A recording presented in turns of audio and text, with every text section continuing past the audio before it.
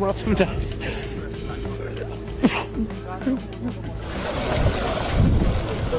Bakıda mebel sexində çalışan 21 yaşlı Lerik sakini Vüqar dostları ilə birlikdə iyunun 20-sindən 21-nə keçən gecə dəniz kənarına gəlirlər. Dostları ilə birlikdə. Onlar mağazadan müəyyən azuqə alırlar və Bilgə ərazisindəki bax bu çimərliyə istirahət üçün gəlirlər.